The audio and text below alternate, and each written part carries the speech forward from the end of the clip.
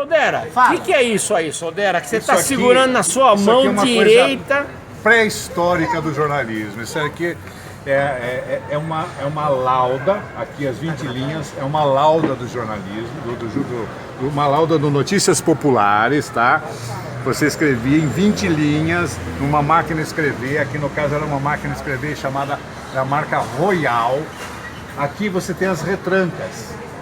Por exemplo, uma matéria de capa, por exemplo, ela poderia render no mínimo 3 retrancas. A retranca que chama esse papelzinho que a gente cola aqui com um intertítulo da matéria. Tinha o título da matéria dentro e tinha os intertítulos. Uma matéria bem bacana que dava quase a página inteira, dava 6 retrancas, certo? Que seriam 100 linhas no total. 100 linhas que depois isso aqui ia para composição, no caso já era a frio, então ia para um cara que fazia aquilo não seria mais um linotipo, seria um equipamento de composição a frio, certo? Aí eu diria, quando tivesse uma matéria em relação à fotografia que intercalasse dentro da matéria, como que seria? Aí a foto você ia usar uma retranca dessa daqui para fazer a legenda que você ia colar na fotografia. Só que a fotografia ia para o pessoal da gráfica junto com a legenda, o pessoal da composição, o pessoal que compunha os textos, certo? Mas ficava uma retranca com a fotografia.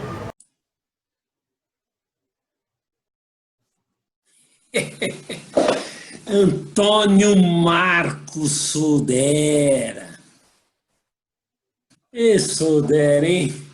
Companheiro velho de guerra dos tempos do nosso saudoso jornal Notícias Populares. Trabalhamos juntos naquela redação por um bom tempo. E toda vez que eu me lembro, Sodera, eu não sei por que motivo, quando eu te vi assim, talvez pelo cabelinho, não sei, eu fazia sempre uma referência ao multi-homem, daquele personagem dos desenhos impossíveis. Toda vez que eu via você, eu falava, pô, é o multi-homem, né? Não sei por quê, era coisa da minha imaginação. Mas é o seguinte, Sodera, eu criei um canal chamado Grilo na Foto. E o meu objetivo é resgatar as histórias das pessoas que, de uma certa forma, colaboraram com a minha formação como repórter fotográfico. Pessoas que eu tenho uma gratidão e que eu nunca tivemos tempo para saber um pouco da história dessa pessoa. E você é uma dessas. Então, eu quero te agradecer por estar falando comigo aqui agora, porque parte da minha formação deve ser você. E por que eu digo isso? Por que eu digo isso? Porque teve uma vez que fizeram fizeram uma peça publicitária de um filme chamado Faroeste Caboclo, em que eles criaram uma redação fictícia do antigo Notícias Populares, que seria a divulgação, que seria uma forma de divulgar o filme. E nessa ocasião, você me indicou para fazer parte desse comercial, dessa peça publicitária. E por isso eu te agradeço do fundo do coração por aquela oportunidade. Eu sei que a peça publicitária foi um sucesso. Os caras até ganharam prêmio com aquilo. E também não era por menos, porque, afinal de contas, eu e você atuando naquela peça publicitária só ia ser um sucesso. Por quê? Eles viram na hora, Sodera, que eu me parecia muito com o Brad Pitt e você com Tom Cruise. Então seria um sucesso assim de público, né? Só a peça publicitária fez mais sucesso que o filme, coisa e tal, por causa de nós, pelas nossas belezas plásticas, estética, né?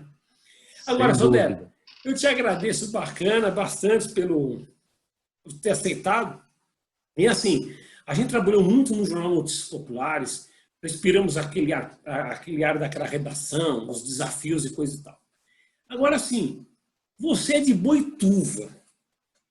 Você saltou de algum paraquedas na época e já caiu direto na redação?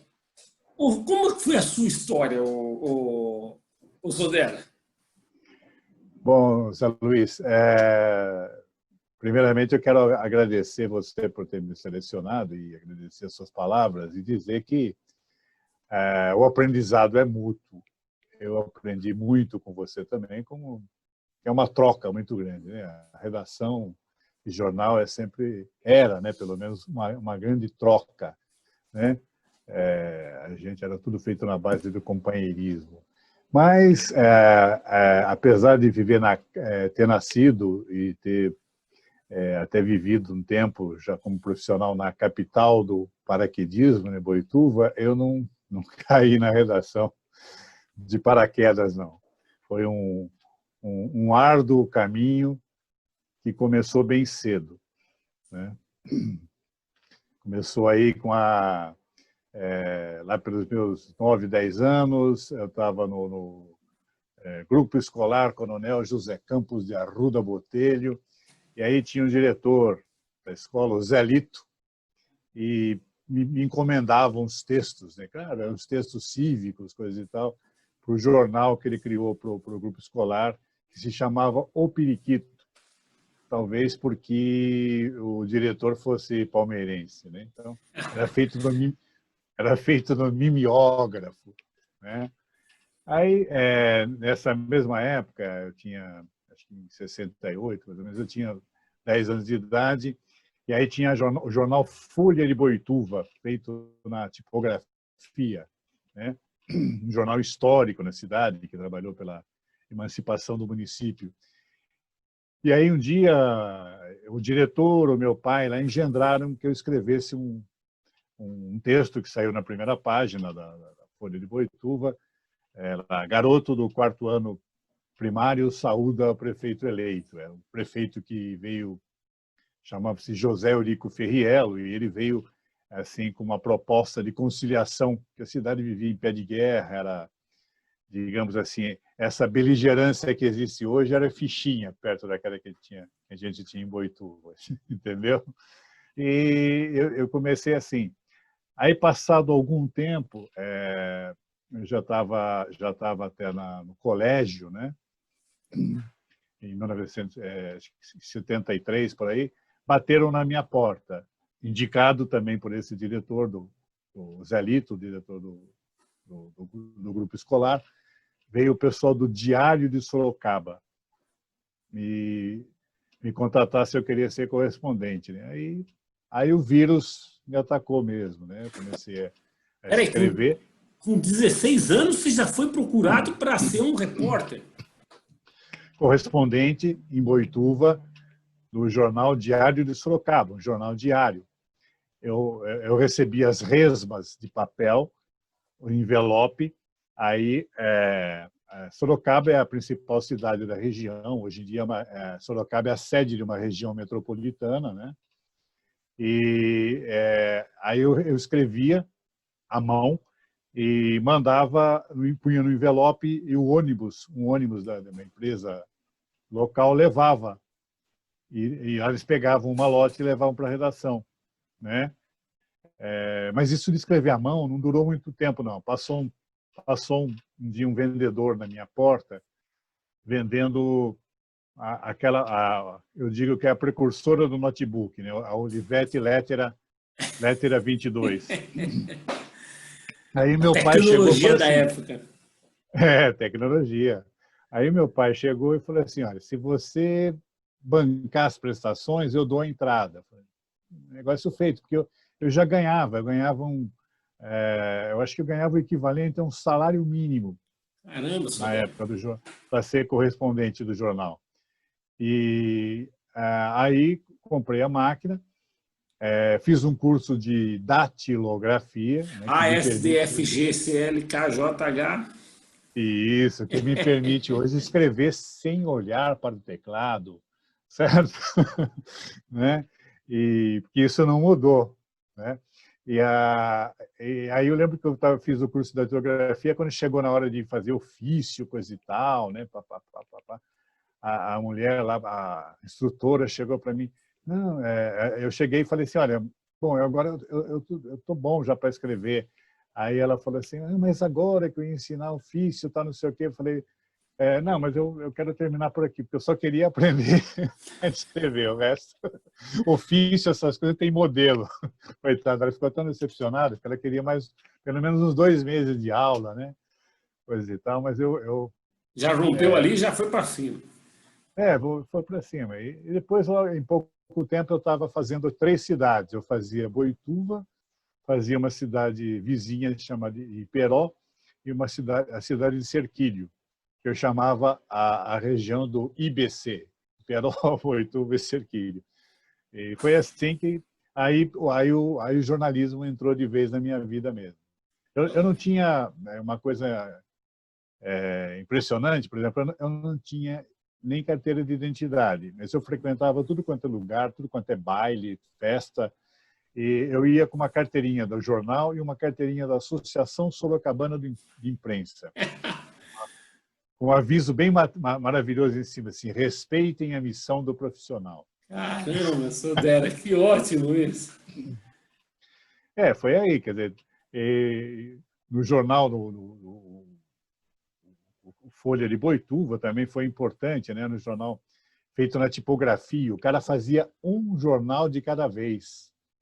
E às vezes, você imagina, ele não sabia datilografar, porque como ele aprendeu tipografia, ele aprendia... Você sabe, não sei se o pessoal mais novo talvez não saiba o que é tipografia, mas tipografia era um negócio, tem um monte de caixinhas, né, com os tipos, o cara fazia, ele pegava um por um e ele colocava a vírgula, o ponto, a letra O, G... Um quebra-cabeça, né?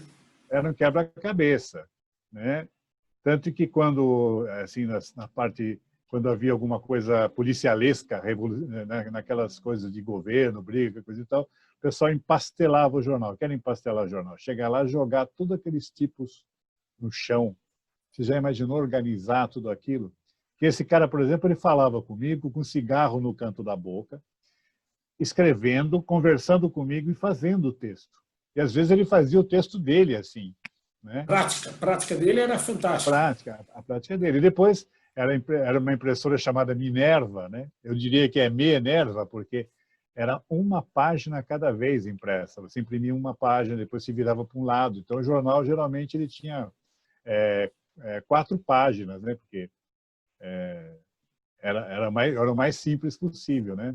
Para fazer isso, para fazer mais que isso, eu vi números especiais que ele fez, por exemplo. Nossa, era um trabalhão gigantesco. Agora, Sodera, com 16 anos, você já era um jornalista, um espírito de repórter, e daí, anos depois, você está na redação do jornal Notícias Populares. Toda aquela sua bagagem da infância, de uma certa forma, você traz para a redação do jornal Notícias Populares, e aí você vai atrás de casos assim fantásticos, né? Dentro da crônica policial. E você também era autor de uma coluna lá, né? Conta essa história aí, Sodera. Bom, passando de Boituva para cá, eu vim para São Paulo, né? E eu fiz a Casper Libero, né? A Casper Libero até tive aula com o Ibrahim Ramadan, que foi editor durante 18 anos do Notícias Populares. Aqui em São Paulo eu comecei por Osasco, né? Então eu tinha um tio que trabalhava no Bradesco e para me manter eu trabalhava lá e ia de manhã para Casper Libero, mas isso não durou mais que um ano. Aí coisa e tal, eu fui trabalhar na revisão do Diário Comércio e Indústria, o DCI, lá na Santo Amaro? Na Rua Almeida Lima, na Moca. Na Moca, é assim. Era um jornal antigo. Lá conheci grandes jornalistas maravilhosos, tal. Eles faziam também o Jornal da Semana, tal. E a revisão naquela época, os jornais tinham revisão, né? Você aprendia muito, porque você pegava o trabalho de todo mundo, né? Aí passou, teve a greve de 79, uma greve dos jornalistas, coisa e tal. Claro que eu participei. E aí eu acho que eu fui demitido. Aí eu fiquei uns 6 meses na geladeira, né? E aí eu fui entrar numa outra revisão, na revisão da Folha de São Paulo, que era justamente o lugar onde eu fazia piquete durante, a greve. Durante a greve. Lá na redação, logo no primeiro dia, na revisão da Folha, a Folha magistral, então. Se imagine você revisar um texto de Paulo Francis, certo? Que eu tive esse prazer, por exemplo, sabe? De uma série de outros grandes jornalistas que a Folha tinha nessa época, né? E aí passou um tempo, tal, eu comecei a fazer também fazia outras coisas. Eu comecei a fazer, por exemplo, eu trabalhei um bom tempo viajando, conheci o país inteiro quase viajando pela Dalquímica, fazendo textos para os jornais deles, assim, uma série de jornais. E isso em plena ditadura. A Dalquímica ainda era favorecida, né, porque ela era presidida pelo Golbery do Couto e Silva. Então, você tinha lá até computador IBM lá que ninguém tinha, né, para poder usar, notebook IBM. Mas aí passou um tempo, tal, depois a Folha, como grandes outros jornais, acabaram com a revisão. Mas eu acho que quando eu fui demitido, eu estava fazendo um trabalho lá em Minas. E aí eu fui para o Notícias, fiz um teste lá, tal, né? E comecei como repórter de polícia, né? Assim, apesar de toda a bagagem, né? Assim, de coisa, eu estava acostumado. Ouvi, por exemplo, pela Dalquímica, eu participava do Congresso Nacional de Cardiologistas, né? Então eu fazia o jornal só falando com técnicos, essas coisas e tal. Mas tinha as matérias que eu fiz no interior. Isso me ajudou no Notícias, né? Então, no comecinho assim ficava até nervoso, né? Mas logo você já entra no espírito da coisa, né? Porque está no sangue. E o Notícias, aí eu vou dizer para você, eu já disse outras vezes, o Notícias foi realmente a minha universidade, entendeu? Se a Casper Libro foi importante para mim, onde eu conheci gente como o Emir Martins Nogueira, o cara que criou a página 2 da Folha de São Paulo, por quem eu tinha um carinho muito grande, e ele gostava de mim pra caramba também. Onde eu conheci o próprio Ebrahim Ramadan, que deu aula para mim. E foi nosso chefe, foi nosso editor. Exatamente. Aí eu vou para Notícias, tal, e como repórter de polícia, o que no Notícias era chovendo molhado, né? Porque era uma área específica praticamente do jornal, e começo. Aí fiquei uma coisa de praticamente 6 anos, acho que num período bom. Na década de 80 foi um período áureo do Notícias Populares, né? E aquela coluna que você tinha lá, Sodera? Não, isso daí eu fazia, né? A coluna não era minha, era uma coluna que eu dividia. Quando eu cheguei, essa coluna já existia. Já tinha o grande, o brilhante Júlio Saraiva, que você conheceu, um cara que, nossa, merecia ser lembrado, merecia até um livro, sabe? Às vezes eu penso que um cara que morreu cedo, morreu jovem, mas era um poeta de primeira e um jornalista de primeira linha. Ele sentava do meu lado, às vezes eu sentava do lado dele, né? E eu aprendi muito, cara, porque às vezes ele escrevia a matéria, ele escrevia a máquina de datilografar, né, que a gente tinha lá, ele escrevia lendo o texto, né, em voz alta.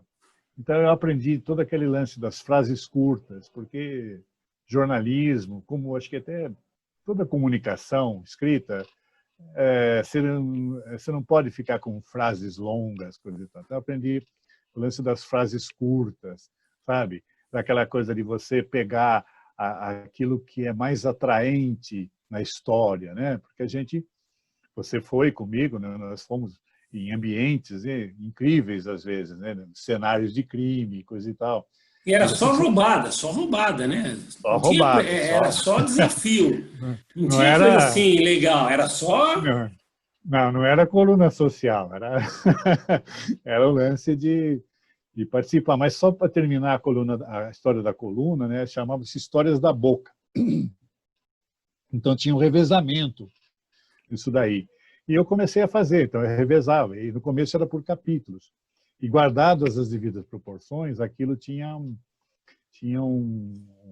assim, lembrava um pouco o Nelson Rodrigues, Sim. né? Porque tinha capítulo, coisa e tal. Depois passou a ser histórias, às vezes se escrevia História de um Dia, que era o que eu gostava mais, e onde eu escrevi algumas coisas que eu acho memoráveis que eu vou utilizar num livro meu, né? Algumas coisas assim que eu acho que deu para salvar, né? Porque se escrevia às vezes antes de sair para reportagem, entendeu? Então Sim. às vezes eu dava lá um capítulo, deixava um gancho, né, para a história, mas eu ia daqui a pouco ver lá um crime que aconteceu não sei aonde, e aí você tinha todo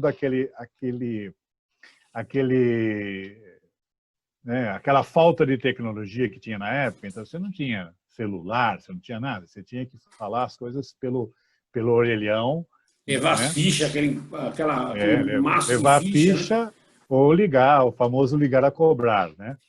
E ligava a cobrar para a redação, e porque a gente tinha que falar em curto espaço de tempo se aquele negócio que você saiu pautado para fazer ia virar manchete mesmo ou não. Você tem que falar rápido, porque daí o editor já partia para outra coisa, Sim. né?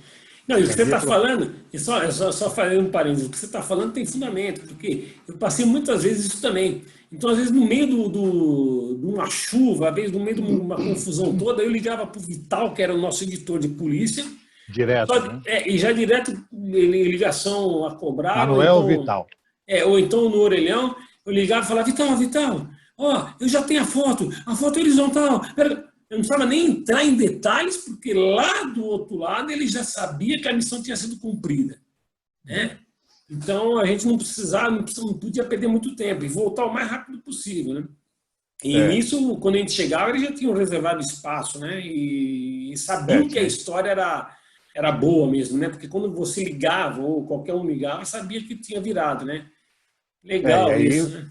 E aí, lembra como é que era? Por exemplo, quando a gente saía dupla, né? Que era o repórter, eu nunca chamei de fotógrafo, na minha opinião, sempre é o repórter fotográfico, porque eram duas visões, uma de texto, né, e outra da imagem, certo? E muitas vezes os motoristas também ajudavam a gente, porque eles ficavam na periferia da notícia e às vezes eles davam um toque para nós que às vezes a gente não estava nem sacando. Tinha coisas que a gente levava tudo em consideração, né? Você tinha que ter. E aí eu lembro que chegar na redação, por exemplo, vocês, né, da fotografia, você já descia para o laboratório, ia para o laboratório e tal. Eu tinha que ir para a redação. E aí eu tinha uma baita inveja de vocês, porque vocês iam lá, faziam as fotos, tal, preparavam as fotos, reconheciam algumas, né, coisa e tal, mas passavam. Aí vocês podiam até ir para o boteco. Agora, eu não, tinha que ficar lá. Não, a gente ia para o boteco mais cedo que vocês, né? Mais cedo. Então, quando vocês estavam lá, eu estava lá fazendo a legenda da foto, porque no Notícias a gente fazia praticamente tudo. Você fazia a legenda da foto, o título, os intertítulos, né? Todas as coisas, fazia a chamada de capa às vezes, né? E às vezes chegava lá, o editor olhava e rasgava aquilo, não está legal isso aqui, pô. Né? E o tempo correndo, né? E você escrevia de novo na máquina de escrever, no papel, né? E o tempo correndo. E quantas vezes você escutava assim, pô, isso aqui não é revista, isso aqui é jornal, está atrasado, né? Até porque o Notícias, inclusive, ele fechava muito cedo, né, para que desse tempo para imprimir a Folha de São Paulo, que era o xodó da casa, né? É verdade. E a gente não podia atrasar, né? Não podia atrasar nada. E eu sabia quando a foto estava boa, quando ninguém falava nada. Porque quando a foto não estava boa, a gente ouvia aquele sonoro grito, né? Pô, essa foto é uma merda, essa foto é uma bosta. Não tinha assim. Se a O pessoa tivesse lá, feedback. esses floridos, assim, sabe, com palavrão. Só que era o seguinte, ei, caramba, o que aconteceu aqui? Eu tô te vendo.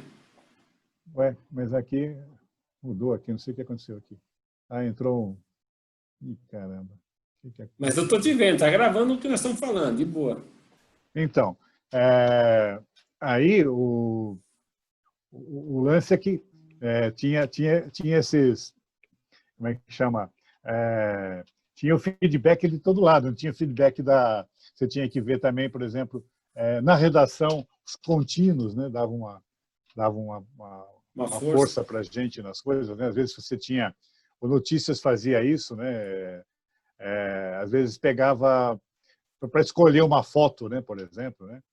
Pegava às vezes um contínuo, qual que você achou? Então descia alguém lá para baixo e perguntava para o povo que estava passando, né? Tinha O toda essa. verdadeiro jornalismo popular mesmo, né? Pastor Dera, e depois, só essas nossas histórias no Notícias Populares, um dia a gente vai ter um projeto nosso, eu, você, a Joana e aquela turma nossa do Notícias Populares para incrementar essas histórias. Aí você sai do Notícias Populares e vai para outros caminhos, né? E vai para outros caminhos. E entre os seus projetos aí, você tem o projeto de escrever um livro, né? Já tem até o título pronto, né, Sodera? O livro já está praticamente pronto. Eu é que sou um tanto quanto perfeccionista ou desorganizado, e ele já era para já tá lançado há muito tempo, mas agora com a pandemia vamos dar uma esperadinha aí que seria legal aquele clima de fazer a redação. Mas seria o primeiro cadáver a gente nunca esquece. O primeiro cadáver a gente nunca esquece. Antônio Marcos Sodera. Com a devida permissão do publicitário lá que criou o primeiro sutiã, né? Ô, Sodera, e você, assim como eu e assim como a nossa turma da época do Notícias Populares, somos entusiastas por aquele jornal, por aquela época, coisa e tal. E você é uma das pessoas que mantém viva essa memória, né, daquele jornalismo dos anos 80, que hoje já não se faz mais. E você mantém um blog contando todas essas histórias, né, Sodera? Qual que é o blog? Sim, o blog é o noticiaspopulares.blog.br. Ele existe desde 2009, né? E tem uma visualização incrível, ele assim é visto, tem milhões de visualizações do mundo inteiro, com uma série, mas o foco sempre em cima das matérias, das histórias do Notícias Populares, né? Algumas das quais eu participei, por exemplo, o caso do Pelezão, né? O indigente que foi estuprado pela psicóloga tarada de Perdizes, né? E que, por sinal, foi você que fez a primeira matéria com o Pelezão. Eu fiz a primeira matéria e fiz quase a totalidade delas, que a gente deu umas 14 manchetes, por exemplo, para uma saga, né? A saga do Pelezão. Foi uma coisa parecida com o Bebê Diabo, que não fui eu que fiz, né? É outra coisa. Mas aí nesse blog tem isso daí, tem histórias, por exemplo, que eu conto de um dos primeiros justiceiros de São Paulo, Chico Pé de Pato. Pé de Pato. Isso. Essa é campeoníssima de audiência. O pessoal, sabe, você vê pelo Google Analytics lá, você vê gente do mundo inteiro quer ler essas coisas. Parece que houve, assim, numa época, que houve um pessoal aí que achava fantástica essa coisa de justiceiro, né? Minha explicação, talvez, até porque, infelizmente, a gente aqui nesse país, a gente tem uma polícia que bastante ruim, bastante despreparada e uma justiça bastante injusta, né? Então as pessoas às vezes assim aparece alguém que faz justiça com as próprias mãos, né? Embora isso não seja nada louvável e nada decente num país democrático, né? Aí as pessoas, naquela fragilidade delas, né, abandonadas pelo Estado, elas acabam endeusando, né, pessoas desse tipo, né? E o Chico Pé de Pata era uma pessoa que foi, inclusive, utilizada, né? A própria polícia fornecia as vítimas dele, né? E, né? E, e, tem essas coisas, né? Eu lembro que recentemente ainda eu dei entrevista aí com uns meninos aí que estão fazendo TCC, né? E em cima de justiceiro e me ouvindo para falar do Chico Pé de Pata. Eu disse isso sobre se eles achavam, eles perguntaram o que eu achava disso, né? É isso que eu acho, era a ausência do Estado, tanto em segurança, né? Na área da segurança, permite que isso aconteça, né? E na época que você fez a primeira reportagem com o Chico Pé de Pato, foi uma das matérias mais lidas na época, e eu me lembro que vocês foram levados por um policial até a casa do justiceiro na época, né? E o Zé Maria fez a foto dele segurando o revólver. E quando o Chico Pé de Pato se entrega para o Afanásio, eu estava naquele dia fazendo as fotos quando ele foi preso e depois toda aquela sequência da manifestação em frente à delegacia. Então, o que você falou realmente, Sodera, é impressionante, né? É a ausência do Estado que produz esses anti-heróis, né? E você conseguiu registrar de uma forma fantástica aquele momento histórico que o Brasil vivia, né? Nos anos 80, né? Uhum. Tinha isso. Você tinha... era um país que estava começando praticamente a se libertar da ditadura, né? Mas ainda tinha os ranços, né? E eu me lembro até que tinha até um pouquinho de autocensura. Me lembro que numa das minhas primeiras histórias da Boca, né, que eu fui fazer, começava uma história lá com 8 capítulos, aí eu começava a narrativa, né? O cara estava no carro e na altura da Avenida Ipiranga, na Avenida Ipiranga, o rádio começou, né? Em Brasília, pontualmente, 19 horas, né? E aí ele desligou o rádio. Essa coisa foi tirada do texto porque ficaram preocupados. Nossa, imagina, está criticando a voz do Brasil, né? E isso já era nos anos 80, entendeu? Na fase de redemocratização. Que a gente pegou um pouquinho ainda, então a gente via. E aí, né, tinha um processo, mesmo assim, por exemplo, tinha uma criminologia bastante alta, né? Os crimes, eu lembro que quando a gente saía para a rua, antes de sair para a rua, naquela época aí a polícia militar começou a criar uma assessoria de imprensa para ficar boa, assim, para se passar de boazinha, né, com a gente. Então, eles forneciam lá a lista do que aconteceu de manhã. Então, a gente tinha, desculpe a expressão, mas a gente tinha a possibilidade de escolher assim, o crime mais hediondo, sabe? Então, era uma coisa que eu acho que se acelerou hoje, né? Mas talvez sempre existiu e talvez tenha mais hoje, apareça mais, porque hoje em dia qualquer um é jornalista, qualquer um tem uma câmera e grava né? E manda as coisas. Mas naquela época, quem ia buscar as coisas éramos nós, né? E muitas vezes você chegava na casa da vítima, a vítima sequer sabia que o seu parente estava morto. E era nós, às vezes, que acabava sem querer tendo que falar. Já teve casos assim, que a pessoa ficou sabendo pelo... eu, felizmente, não tive que fazer isso, mas teve muito lance do lance de você buscar a fotografia para o boneco, né, que a gente fazia. Explicando. A gente não...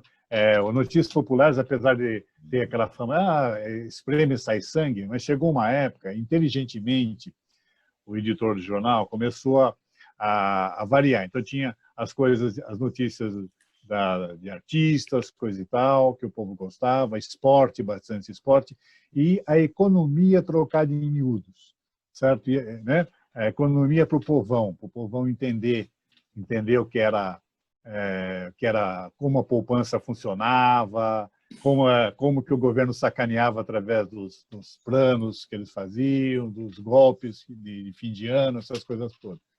E a polícia, a gente passou a dar valor não para aquele corpo estraçalhado, a gente pegava a pessoa viva, né? Uma foto da pessoa viva. Sim. Né? E para conseguir o boneco era muito mais difícil do que você fotografar o corpo no chão, né? Ali. Mudanças, né? Então, exatamente. Eu tenho a história do meu primeiro cadáver, né? Foi justamente teve a busca por um boneco, né? Quer que eu conte? Não, quero saber. Agora fiquei curioso. Então, isso daí foi, acho que na Vila Brasilândia, tal. O cara fugiu do presídio agrícola onde ele estava, veio, esquartejou a mulher, né? Aí eu fui para fazer a matéria e tinha que correr, tal. Cheguei lá, o delegado não tinha nada, me tratou mal, tal. Aí a gente descolou a casa onde morava a moça, né? Tava a mãe dela lá e um irmão, tal, que olhou meio feio para a gente. Nessa eu fui com o Tarciso Mota, um dos grandes companheiros nossos, né? E fui lá com o Tarcisão e a gente entrou, ficava num fundo, tinha um bar na frente, a casa ficava num fundo, né? Lá no fundo. Aí a gente foi mal recebido, né? Porque as pessoas nessa hora, né? Se imagina, vem alguém querer... Clima pesado.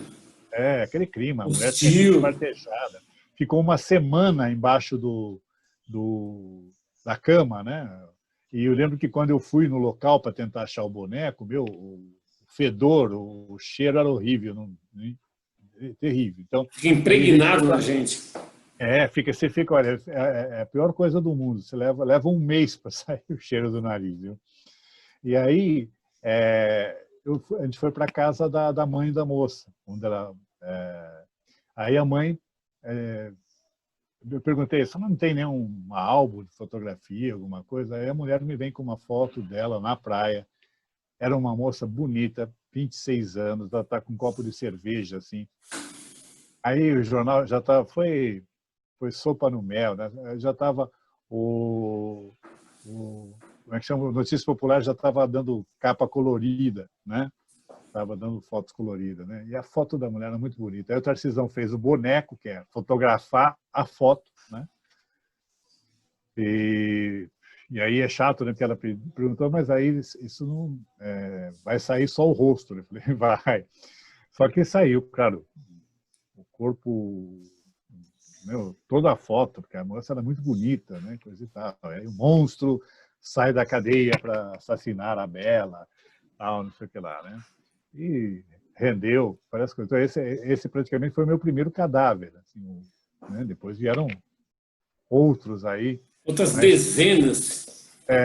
Mas tem essa história, tem as peculiaridades da época. Para quem faz jornalismo, se interessa por jornalismo, né? Que imaginar que as coisas eram assim. Você tinha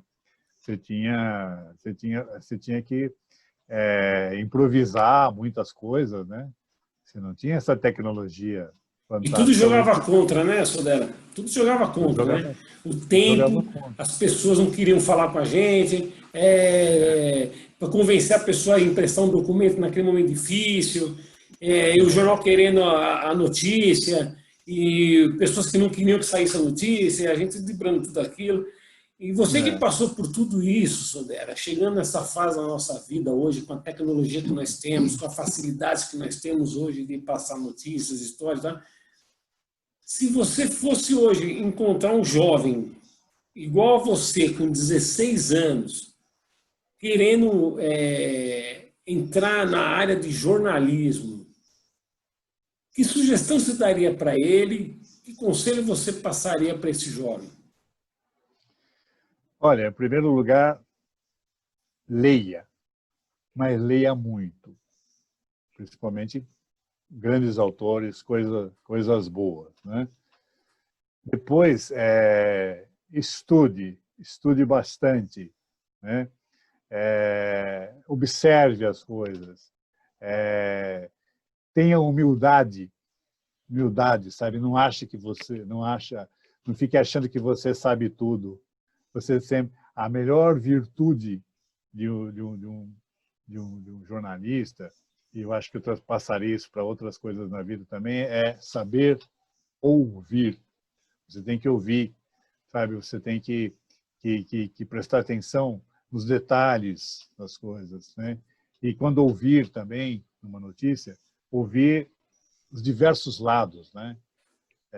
Tinha uma pergunta, tinha um esqueminha, como é que é? Quem, quando, como, onde e por quê, né?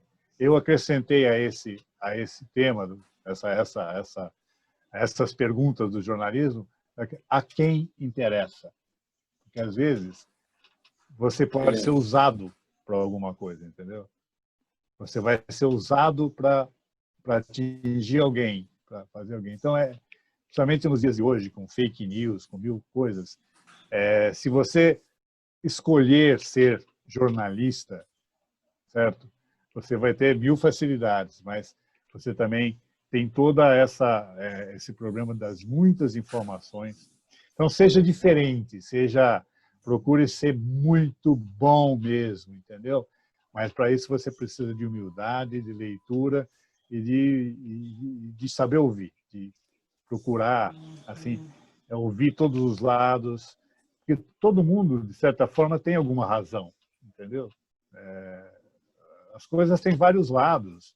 É triste quando você vê o que aconteceu com o país atualmente, que você não tem uma discussão mais sadia sobre as coisas. Você tem assim, ou eu sou isso ou eu sou aquilo. Não dá. Aí você resume qualquer diálogo, né? Você acaba com qualquer possibilidade de crescimento, inclusive. Ô, Sodré, com 16 anos, a gente está encerrando aqui porque o tempo já está esgotando. Com 16 anos, você tinha um sonho. Você realizou seu sonho. Você é um tremendo repórter, Sodré. Sim, por conta assim, por via da vida, né, coisa e tal. Às vezes eu enveredei muito pelo lado da assessoria de imprensa. Me especializei muito numa área de mercado imobiliário, né? Trabalho até hoje com isso, presto assessoria para uma grande associação, tal, né? Mas eu me delicio mesmo quando eu estou fazendo uma reportagem, para botar, mesmo que seja para abastecer o site da associação onde eu trabalho, certo? Eu tenho alguns blogs aqui que eu pretendo transformar, que são uns blogs aqui. No caso, eu tenho o Barra News, que é um jornal, que seria o jornal da Barra Funda. Então, de vez em quando, eu mato à vontade fazendo algumas reportagens, né, para esse blog, que é um blog de notícias, né? E eu tenho também um site chamado Leopoldina News, né, que é na Vila Leopoldina, que é para a Vila Leopoldina, mas é para o mundo, né? E então, porque se desse assim, eu nunca teria deixado de exercer a profissão de repórter, né, a vida inteira, né? E repórter, e também partiria para o rádio, que é uma coisa que eu sempre adorei. Mas o jornal, o cheiro do jornal era uma coisa que me encantava. Fico triste hoje que o jornal é tudo digital. Não, e acordar folheando a página por página é uma sessão indescritível para quem viveu aquela época. Ou então, matéria que você fez, né? Lambendo a cria. Ou então você chegar num ponto de ônibus e olhar para uma banca de jornal e as pessoas assim olhando para as manchetes do jornal. Isso é uma coisa fantástica. Ô, Sodré, eu quero te agradecer aqui pela sua colaboração. Fiquei feliz de ouvir a sua história e que em breve, num espaço curto de tempo, a gente volte a se encontrar e participar daqueles nossos encontros lá com a turma do Notícias Populares, que é um pessoal que vive no nosso coração.